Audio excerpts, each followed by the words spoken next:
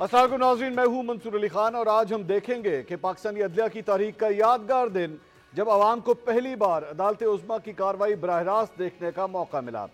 नाज़रीन, पाकिस्तान में किसी अदालती कार्रवाई का बराह रास्त नशर होना एक इनकलाबी तस्वुर से कम नहीं।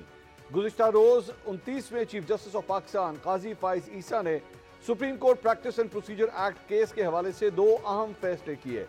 पहला, यह केस सुप्रीम कोर्ट का फुल बेंच सुनेगा, जबकि दूसरा, इस केस की कार्रवाई बराह रास्त नशर की जाएगी। आज वो तारीखी दिन था जब सुप्रीम कोर्ट के 15 जजेस ने पहली दफा टीवी कैमरों के सामने केस की समाअत की। अदालती कार्रवाई को चैनल्स ने मैराथन ट्रांसमिशन के तौर पर दिखाया।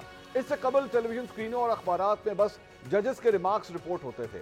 फैसलों से कबल रिपोर्ट होने वाले रिमार्क्स मीडिया स्क्रीनों की जीनत बनते ही चंद सेकंड्स में एक हिजानी कैफियत पैदा कर देते थे। बहुत से न्यूज एंकर फैसले से कबल फैसला सुना रहे होते थे। अदालती कार्रवाई की लाइव कवरेज से यह सूरत हाल यकीनन बेहतर होगी। इसके अलावा आजकल यूट्यूबर्स और वीलॉगर्स अपने तबसरों और तज्जियों के साथ अदालती कार्रवाई का मुकम्मल अहवाल आवाम तक पहुंचा रहे हैं। आज़ाद एडिटोरियल पॉलिसी के तहत ये वीलॉगर्स मोअज़्ज़िज़ जजों के तर्ज अमल और सोच के जाविये पर भी बात कर लेते हैं और ये तज्जिया भी दे देते हैं कि कौन से मोअज़्ज़िज़ जज ने खास मुकदमे में कौन सी पोजीशन इख्तियार करनी है। इन वीलॉगर्स या यूट्यूबर्स की तादाद तो ज्यादा नहीं है, लेकिन जब लाइव स्ट्रीमिंग के दौरान जज बोलेंगे तो ये सब वैसे ही हर शहरी के सामने आएगा। सोचने की बात यह है कि सोशल मीडिया पर इसका रद्द अमल कितना शदीद हो सकता है और क्या मौजूदा जुडिशल सिस्टम में इतनी जान है कि इससे निपट सके। नाज़रीन, जिस सिलसिले का आगाज आज पाकिस्तान में हुआ वो दुनिया के कई मुल्कों में पहले से जारी है। हमसाया मुल्क भारत की सुप्रीम कोर्ट ने सन 2018 में अदालती कार्रवाई की लाइव स्ट्रीमिंग की मंजूरी दे दी थी। इनको ये लाइव लॉ बनाने में 4 साल लगे। इंडिया में तो दिलचस्प दो वाकयात भी पेश आए जब एक बार एक वकील बगैर शर्ट पहने ही दलाइल देना शुरू हो गए, जबकि एक और वकील को दलाइल देते हुए हुक्कानोशी करते देखा गया। इन वाकयात के बाद मजीद कोड ऑफ कंडक्ट बनाए गए। इसी तरह कीनिया और ब्राजील में अदालती कार्रवाई टीवी पर दिखाई जाती है। कनाडा, बरतानिया और जनूबी अफ्रीका में वेबसाइट पर बराह रास्त, ऑस्ट्रेलिया में एक दिन ताखीर से, जबकि अमेरिका में हफ्ते के आखिर में अदालती कार्रवाइयां वेबसाइट पर अपलोड की जाती हैं। अमेरिका में तो आम शहरी की रसाई सिर्फ अदालती कार्रवाई की ऑडियो तक महदूद है। पाकिस्तान में भी 22 अप्रैल 2022 को इस्लामाबाद हाईकोर्ट के उस वक्त के चीफ जस्टिस अतर मिनल्ला ने पाकिस्तान में पहली बार अदालती कार्रवाई लाइव दिखाने का ऐलान किया था।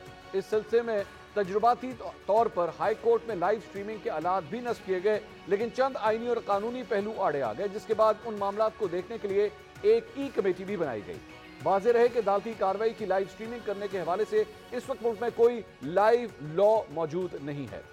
नाज़रीन, माजी में साबिक वज़ीर आज़म जुल्फ़िकार अली भुट्टो की फांसी के रेफरेंस और सन 1990 के इंतखाबात में मुबैना धांधली पर दायर होने वाले असगर खान केस में भी अदालत से लाइव स्ट्रीमिंग की इस्तदा की गई थी। साबिक वज़ीर आज़म नवाज शरीफ ने अपने खिलाफ कायम किए जाने वाले 3 पैनवा रेफरेंसेस के दौरान भी अदालती कार्रवाई नशर करने का मुतालबा किया था। इसी तरह मेरे कप्तान भी साने 9 मई के केसेस की समाअत बराह रास्त नशर करने का मुतालबा कर चुके हैं। अब अदालत उज़्मा ने अदालती कार्रवाई को बराह रास्त दिखाने का जो फैसला किया है, उससे तवक्कुआत और खदशात के नए पहलू सामने आए हैं। इस सूरत हाल पर हम 15 सवाल पूछते हैं। सवाल नंबर 1, आज पाकिस्तान में पहली बार अदालती कार्रवाई लाइव दिखाई गई। क्या कानून साजी किए बगैर किसी भी केस की लाइव स्ट्रीमिंग को कानूनी कहा जा सकता है? सवाल नंबर 2, क्या किसी भी केस की अदालती समाअत को बराह रास्त नशर करना उस केस की शफाफियत को यकीनी बनाने के लिए काफी है? सवाल नंबर 3, आज सुप्रीम कोर्ट में सुप्रीम कोर्ट रूल से मुतल्लिक केस को बराह रास्त दिखाया गया। क्या सुप्रीम कोर्ट में चलने वाले सियासी केसेस भी उनकी भी लाइव कवरेज होगी या नहीं? सवाल नंबर 4, अदालत उज़्मा में सिविलियंस के मिलिट्री ट्रायल का केस भी ज़ेर समाअत है। क्या मिलिट्री कोर्ट्स में सिविलियंस के ट्रायल्स के खिलाफ केस की समाअत भी लाइव नशर की जाएगी? सवाल नंबर 5, कुछ केसेस ऐसे होते हैं जिनमें फरीकैन के निजी और घरेलू मामलात पर बहस होती है। क्या अखलाकी तौर पर उन केसेस की कार्रवाई बराह रास्त नशर करना दुरुस्त होगा? सवाल नंबर 6, पैमरा कवानीन के मुताबिक जेर समाअत मुकदमात को टीवी स्क्रीनों पर जेर बहस नहीं लाया जा सकता। जब मुकदमात की समाअत बराह रास्त नशर होगी तो उन पैमरा कवानीन का क्या बनेगा? सवाल नंबर 7, शफाफियत को यकीनी बनाने के लिए मुकदमात की लाइव कवरेज तो शुरू हो गई, क्या उतनी ही आज़ादी इन मुकदमात पर तज्जिया और तबसरे करने की भी होगी?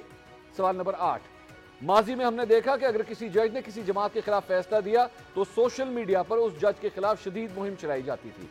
लाइव कवरेज शुरू हो जाने के बाद जजेस के खिलाफ अवामी जज्बात में शिद्दत आएगी या कमी आएगी? सवाल नंबर 9, अदालती कार्रवाई अंग्रेजी जबान में हुई, अक्सर अदालतें तजियाकार वकला को अपना मुआवन मुकर्रर करती हैं, जिनके दरमियान सवाल और जवाब होते हैं। अब अगर आम आदमी जो अदालती कार्रवाइयों से वाकिफ नहीं, वो इन अदालती कार्रवाइयों को अपनी जहनी इस्तेताअत के मुताबिक दुरुस्त तौर पर समझ ना सके तो क्या होगा? सवाल नंबर 10। आज हमने देखा और हमेशा से देखते आए हैं कि जजेस में इख्तलाफात होते हैं। इसी सुप्रीम कोर्ट में धड़ेबंदी के इल्जाम भी लगते रहे। क्या बराह रास्त नशरियात से इस धड़ेबंदी को मजीद हवा मिलेगी? सवाल नंबर 11। आज तकरीबन 7 घंटे पाकिस्तान के सरकारी चैनल ने अदालती कार्रवाई बराह रास्त नशर की। हर चैनल के लिए 7 घंटे का टाइम काफी अहमियत का हामिल होता है। क्या आइंदा के लिए इस हवाले से कोई लाएअमल बनाया जा सकता है कि अदालती कार्रवाई नशर करने के लिए कोई अलग चैनल हो या ये सोशल मीडिया के किसी प्लेटफॉर्म से दिखाई जाए? सवाल नंबर 12। कभी कभार मुकदमात की समाअत के दौरान जजेस और वकला के दरमियान बदमजगी हो जाती है। ऐसे मनाजिर अवाम ने पहले नहीं देखे होते। अगर बराह रास्त समाअत के दौरान ऐसे मनाजिर अवाम के सामने आते हैं तो क्या इससे अदालत के वक़ार में इजाफा होगा या कमी होगी? सवाल नंबर 13। साबिक वज़ीर आज़म जुल्फ़िकार भुट्टो की फांसी का नज़रसानी केस, परवेज मुशर्रफ की गद्दारी का केस और आर्मी चीफ की मुद्दत मुलाजमत का मामला, ऐसे केसेस अगर मुस्तकबिल में सामने आए तो क्या उनकी समाअत भी बराह रास्त नशर हो सकेगी? सवाल नंबर 14।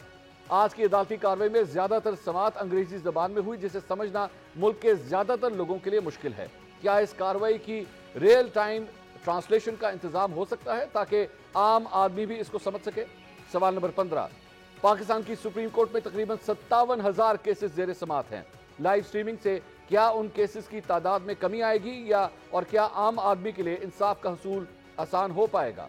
इन तमाम सवालों के जवाब ढूंढने की कोशिश करेंगे।